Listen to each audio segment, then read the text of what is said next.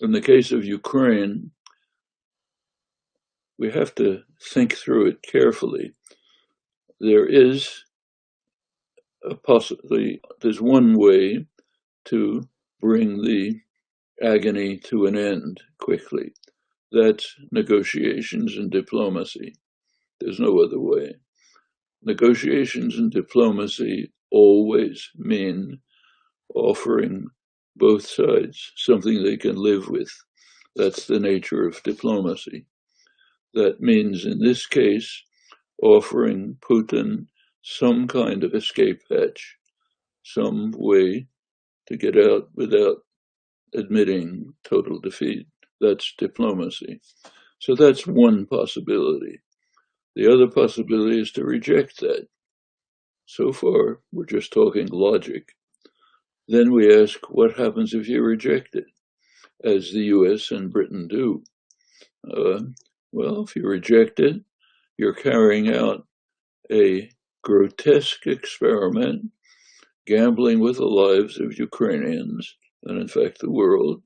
You're carrying out an experiment to see whether Putin will slink away quietly in total defeat, or whether he will use the capacities that Russia, of course, has to devastate Ukraine and set the stage for going on to maybe broader, even terminal war.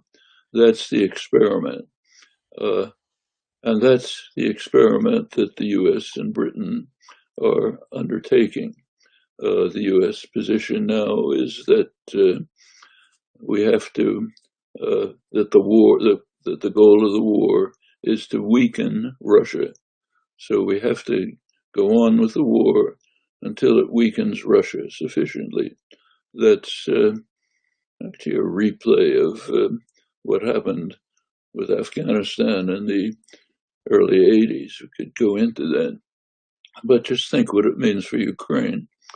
We continue to try to weaken Russia, meaning we run the experiment to see whether Russia will simply tolerate total defeat and being weakened and won't react.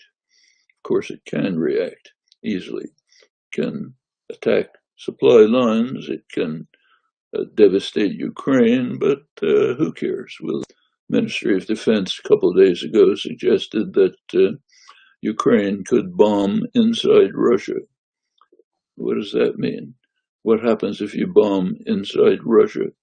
Does Russia say, thank you, that was nice, or do they react? And they have the capacity to react.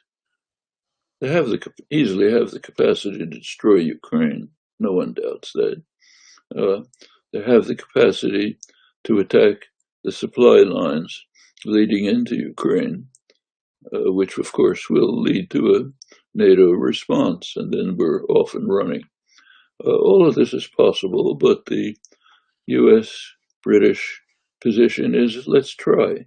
Why not argue this is a war of aggression accompanied by some genocidal rhetoric pushed by official Russian sources to support Ukraine's right to resist in the way we would support the Palestinians' right to resist? Yes, no one should question that. That's not an issue. Palestinians have a right to resist. Ukrainians have a right to resist. That's not in question. What's in question is, do we want to follow policies which will have a very high probability of destroying them? So let's take Palestine. That's in the case of Ukraine, the concern is that Russia might try to occupy Ukraine. In the case of Palestine, they've been occupied for 60 years.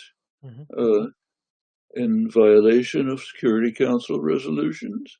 They've annexed the Golan Heights, Greater Jerusalem area, in violation of explicit Security Council resolutions. The settlement in the West Bank, explicit violation of Security Council resolutions. It's not imagining whether Israel, that means the United States, we'll occupy Palestine. It's already done it. So yes, Palestinians have a right to resist, but do we therefore say we should provide weapons to Islamic Jihad? I don't say that. I think Palestinians are right to have agreed to move towards negotiations in which they do offer the aggressor quite a lot. 80% of Palestine, for example. Well, that's sanity, okay? Yes, we have the right to resist, but we understand that it's suicidal, and we don't want to commit suicide. So we therefore move to diplomacy, in which, of course, there's an escape hatch for the aggressor. Well, that's the consistent policy of the left. And applying that policy in Ukraine, go back to the elementary logic.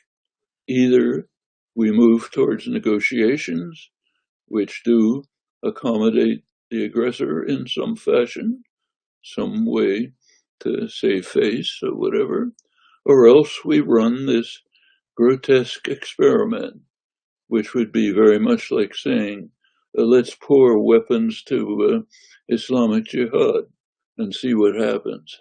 Yeah, you know what'll happen? You'll wipe out the Palestinians.